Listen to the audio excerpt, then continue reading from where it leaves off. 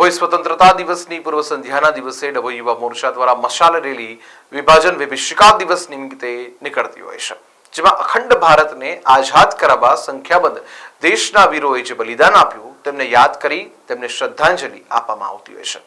ધારાસભ્ય શૈલેષભાઈ મહેતા દ્વારા કન્યાશાળા પાસેથી શ્રી ગણેશજી મંદિર ખાતેથી આ મશાલ રેલી પ્રસ્થાન કરાવી જોડાયા હતા।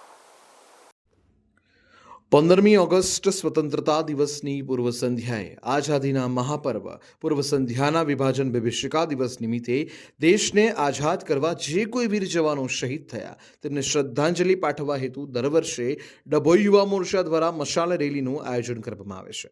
કન્યાશાળા નજીક શ્રી ગણેશ મંદિર ખાતેથી વિશાળ મશાલ રેલી ધારાસભ્ય શૈલેષભાઈ મહેતાની આગેવાનીમાં નીકળી હતી, જેમાં મોટી સંખ્યામાં નગરજનો, યુવા મોરચાના યુવકો તેમજ પાલિકા પ્રમુખ બીરેન શાહ, ડોક્ટર બીજે બ્રહ્મભટ્ટ, શહેર પ્રમુખ દીક્ષિત દવે, એચ.બી. શાહ, યુવા મોરચા પ્રમુખ આકાશ પંડ્યા, પરેશભાઈ રબારી, વિજય રબારી સહિત આગેવાન કાર્યકરો જોડાયા હતા અને દેશના વીર શહીદ જવાનોને શ્રદ્ધાંજલિ પાઠવી હતી।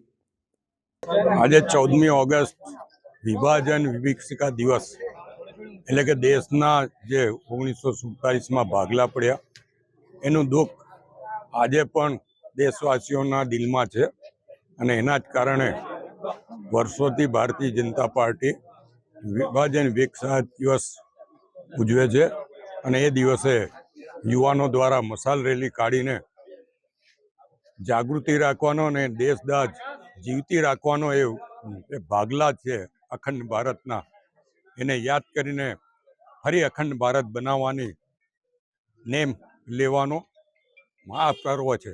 ત્યારે વિભાજન વિભીષિકા દિવસના એ તમામને ખાતરી આપીએ છીએ કે ભવિષ્યમાં અખંડ ભારત બનીને જ રહેશે।